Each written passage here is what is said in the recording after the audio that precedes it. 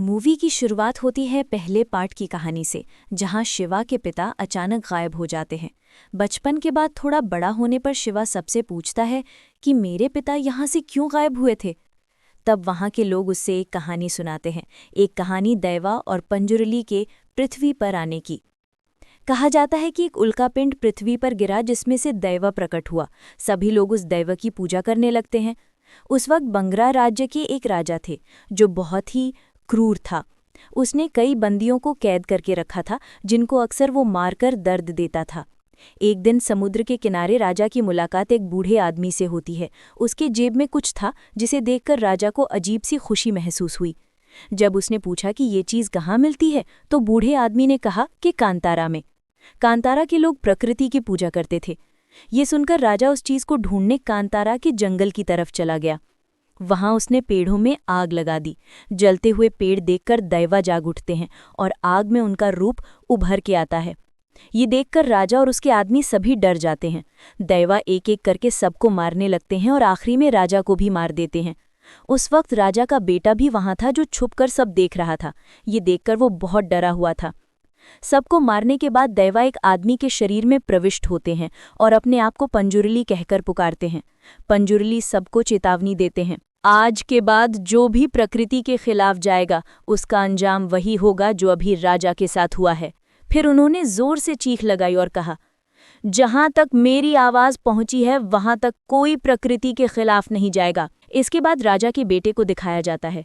एक आदिवासी समूह उसे देखकर उसे सुरक्षित उसके घर भेज देता है।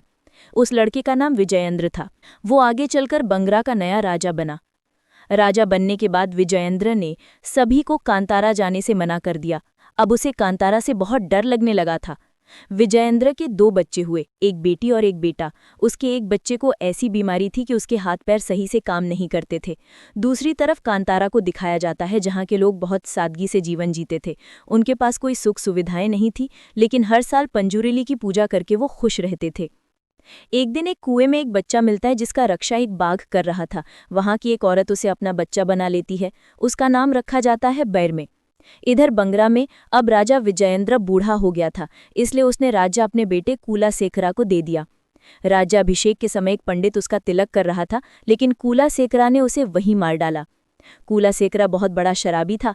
एक दिन उसने शिकार पर जाने का प्लान बनाया और उसने फैसला किया कि शिकार के लिए वो कांतारा के जंगल जाएगा। वहां के लोग उसे मना करते हैं, लेकिन वो नहीं मानता। अपने सैनिकों की टुकड़ी लेकर वो जंगल पहुंचता है। सबसे पहले वो एक लंगूर का शिकार करता है, लेकिन लंगूर की लाश अचानक गायब हो जाती है। फिर वो दूसरे जानवर का शिकार करता है, लेकिन उसकी लाश भी गायब हो जाती है। सभी लोग घबरा जाते हैं। राजा और मंत्री भी डर जाते हैं और राजा वहीं से भाग जाता है। बाकी के सिपाही एक एक करके छुप छुप कर मारे जाने लगते हैं। आखिर में पता चलता है कि उन्हें कांतारा के लोग मार रहे थे। राजा के सैनिकों में से एक बच जाता है जिसे कांतारा के लोग बंदी बना लेते हैं। वहीं हमें दिखाया जाता है कि वही बैरमे जो बचपन में कुएं से मिला था अब बड़ा हो चुका है। बैरमे एक प्लान बनाता है, अगली बार जब राजा के लोग हम पर हमला करने आएंगे उससे पहले हम ही बंगरा पर हमला करेंगे। इसके लिए बैरमे और कुछ लोग राजा के सैनिकों के कपड़े पहनकर राज्य में घुस जाते हैं। कांतारा के लोग वहां के विकास को देखकर आश्चर्य में आ जाते हैं। थोड़ी देर इधर उधर देखने के बाद बैरमे की नज़र राजकुमारी पर पड़ती है। राजकुमारी का नाम कनकवती था। राजकुमारी उस वक्त लोगों को भगवान की मूर्ति बनाते देख रही थी। तभी गलती से एक पत्थर मधुमक्खी के छत्ते पर जा लगता है। पूरे छत्ते से मधुमक्खियां निकल जाती हैं और सब पर हमला कर देती हैं। हलचल मच जाती है। सभी लोग इधर उधर भागने लगते हैं। जब मधुमक्खियां राजकुमारी के पास आती हैं तब बैरमे तुरंत राजकुमारी को एक कपड़े से ढककर उसे बचा लेता है। दोनों एक दूसरे को प्यार से देखने लगते हैं। अगला सीन में बैरमे और उसके लोग बंगरा के मार्केट में जाते हैं। वहां वो देखते हैं कि कांतारा के ही सामान यहाँ बिक रहे हैं। यहाँ के व्यापारी उनका फायदा उठा रहे थे। थोड़ी देर बाद सिपाही लोग सबको पकड़ लेते हैं। राजा की सेना और बैरमे के लोगों में काफी भागदौड़ होती है और दोनों के बीच झगड़ा हो जाता है। बहुत भागने के बाद भी राजा के लोग बैरमे और उसके साथियों को पकड़ लेते हैं। सभी को बंदी बना लिया जाता है। जब बड़ा राजा बैरमे से पूछता है कि तुम लोग कहाँ से हो, तो बैरमे सच बता देता है, हम कांतारा से हैं। ये सुनकर सब लोग डर जाते हैं, लेकिन राजा कूलासेकरा को ये बात माननी तो नहीं थी। बैरमे और उसके साथियों को कौरों से मरना शुरू किया जाता है। बैरमे ने पूरे बंदरगाह को बर्बाद कर दिया था, इसलिए बूबा एक व्यापारी बहुत गुस्सा कर उठता है। बूबा अपने बेटे को बैरमे के पास भेजता है। बूबा का बेटा बैरमे और उसके लोगों को मारने के लिए अंदर जाता है, लेकिन जब उसे हाल देखने को मिलता है तो डर के मारे वहां से भाग जाता है। अगली बार जब वो वापस आता है तो गांजा फूंक रहा होता है। बैरमे उसे कांतारा का माल फूंकने देता है। बूबा और उसका बेटा कांतारा का गांजा फूंक लेते हैं और बहुत ज्यादा नशे में चले जाते हैं। इसका फायदा उठाकर बैरमे और उसके लोग बूबा और उसके साथियों को जेल में डालकर खुद वापस निकल जाते हैं। फिर उन्हें व्यापार के बारे में पता चलता है। कांतारा में उन्होंने काफी मसाले उगाए और बूबा की मदद से बंदरगाह में बेचना शुरू कर दिया। फिर पता चलता है कि बंदरगाह का इस्तेमाल करने के लिए उन्हें राजकुमारी की इजाज़त लेनी पड़ेगी। राजकुमारी तुरंत उन्हें इजाज़त दे देती है और चौथाई यानी क्वार्टर टैक्स देने को कट्टी बोलती है। बैरमे भी टैक्स देने को मान जाता है। बैरमे कांतारा से मसाले उगाकर बंदरगाह से बेचने लगता है। इसी बीच बैरमे और राजकुमारी के बीच काफ़ी नज़दीकियां बढ़ जाती हैं।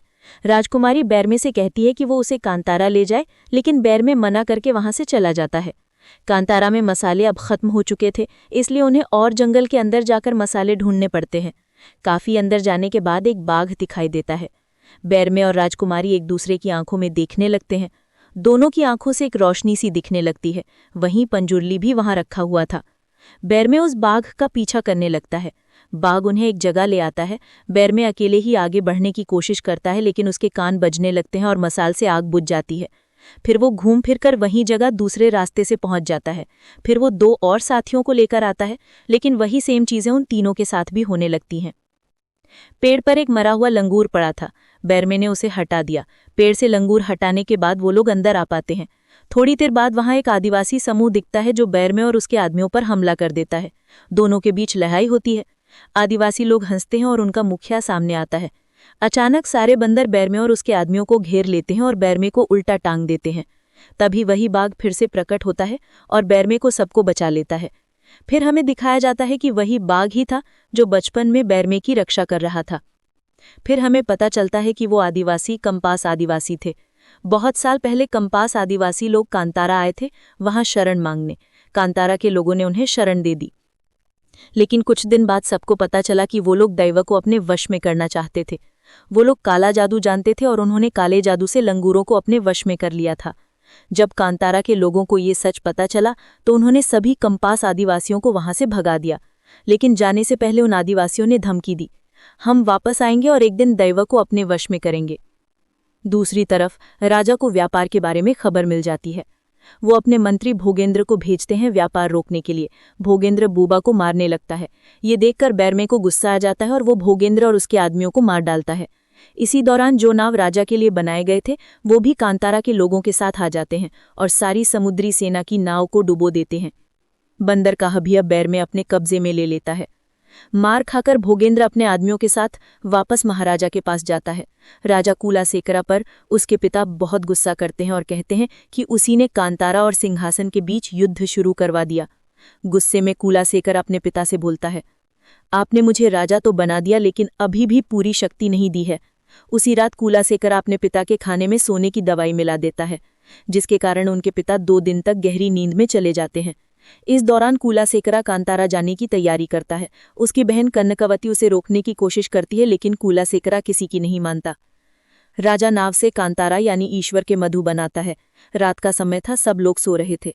राजा ढोल बजाकर सबको जगाता है, फिर तीर में आग लगाकर सबके घरों में आग लगा देता है। सबको मारना शुरू कर देता है। एक आदमी राजा को रोकने आता है, लेकिन राजा उसे भी मार देता है। बैरमे की माल भगवान को बुलाने के लिए गाना गाने लगती है, लेकिन राजा उसके बाल पकड़कर खींचने लगता है। लड़ाई की आवाज सुनकर बैरमे दौड़कर वहां पहुंचता है। उसके सामने ही राजा उसकी माला काटकर उसे मार देता है। अगले ही पल गुलिगा दैवा बैरमे के शरीर में आ जाता है। बैरमे सबको मारने लगता है और आखिर में राजा को भी मार देता है। तभी एक बूढ़ा आदमी आता है और बैरमे के सिर पर हाथ रख देता है। बैरमे शांत हो जाता है। वही बूढ़ा आदमी था जो शुरुआत से बैरमे को सही और गलत का रास्ता दिखा रहा था। वो बूढ़ा आदमी सिर्फ बैरमे को ही दिखाई देता था। अगली सुबह सब लोग अपने प्यारे लोगों की लाशें देखकर रो रहे थे। राजा कूलासेकरा की लाश उसके घर भेज दी गई। बड़ा राजा अभी भी नींद में था। राजकुमारी कनकवती अपने भाई की लाश देखकर रो रही थी। जब बड़ा राजा जागता है और अपने बेटे की लाश देखता है तो वो भी विलाप करने लगता है। आखिर में उसका 10 संस्कार किया जाता है। कुछ दिन बाद बंगरा में एक शिवलिंग टूट जाता है। पंडित कहते हैं कि दैवा का अनुष्ठान करना जरूरी है, वरना बहुत बुरा होगा। तब राजकुमारी कनकवती अकेले ही कांतारा जाती है मदद मांगने। वो कहती है कि दैव स्थापना करने में उनकी मदद करें।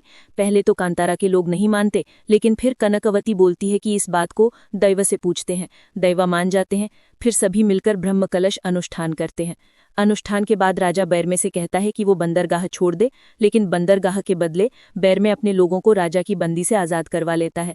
इसके बाद बैरमे को एक सपना आता है। सपने में उसकी माँ उसे कहीं ले जाती है, ईश्वर के मधुबन के बारे में बताती है और कहती है कि चाहे कोई भी हो, उस पर विश्वास मत करना।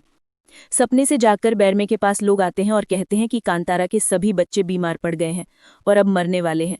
तब हमें पता चलता है कि कंपास आदिवासी ने काले जादू से दैवा को बंदी बना लिया है। फिर बैरमे को बहुत सोचने के बाद समझ में आता है कि इस सब के पीछे असल में राजकुमारी कनकवती ही है। राजकुमारी वही बच्ची थी जिसका बचपन में हाथ पैर काम नहीं करता था। वही राजकुमारी जो पहले बैरमे के हाथ पैर के नाखून कटवाती थी, आज उन्हीं नाखूनों का इस्तेमाल करके काला जादू कर रही थी। उस जादू के जरिए उसने अपने बाप में भी बैरमे जैसी शक्तियां डाल दी थी। दूसरी तरफ कंतारा के लोग बंगरा पर हमला करने निकल पड़ते हैं। बंगरा के सिपाही उचित जगह पर थे, इसलिए तीर धनुष का फायदा उठाकर दूर से ही कंतारा के लोगों पर वार कर रहे थे। इस वजह से कंतारा की सेना के काफ़ी लोग मारे जाते हैं। लेकिन कंतारा की सेना में वही आदमी भी था जो बंगरा का दरवाज़ा बनाने वाला था। उसकी मदद से वो दरवाज़ा तोड़ दिया जाता है और फिर दोनों सेनाओं के बीच एक भयानक लड़ाई शुरू हो जाती है। इसी दौरान फिर से वही बूढ़ा आदमी सामने आता है। वो बैरमे को एक कुएं की तरफ जाने को कहता है। बैरमे उस कुएं के पास पहुंचता है और अंदर गिर जाता है। वहां एक शिवलिंग था जिसका रक्षा एक बहुत बड़ा जीव कर रहा था, शायद नंदी भगवान। बैरमे और उस जीव के बीच भयंकर लड़ाई होती है। अंत में बैरमे शिवलिंग के सामने खड़ा हो जाता है और उसके हाथ में त्रिशूल आ जाता है। ये देखकर बड़ा जीव शांत हो जाता है। उस समय बैरमे की आंखों में प्रकाश आ जाता है। फिर बैरमे राजकुमारी कनकवती और राजा विजेंद्र के सामने पहुंचता है। जब बैरमे विजेंद्र को मारने आगे बढ़ता है, तभी कनकवती बीच में आ जाती है। लड़की होने के कारण बैरमे रुक जाता है, लेकिन अभी बैरमे गुलिगा के रूप में था। वो अपने शरीर में अपनी बहन चामुंडा को बुलाता है और जैसे ही चामुंडा बैरमे के शरीर में प्रवेश करती है, एक झटके में दोनों कनकवती और विजेंद्र मार दिए जाते हैं। यहीं पर मूवी खत्म होती है। पोस्ट क्रेडिट सीन में हमें फिर से प्रेजेंट टाइम में दिखाया जाता है। शिवा पूछता है कि ये कुआं फिर से पानी से कैसे भर गया, तो वहाँ के लोग कहते हैं कि ये एक अलग दंत कथा है। इसका मतलब है कि कंतारा चैप्टर 2 में हमें इस राज के बारे में बताया जाएगा।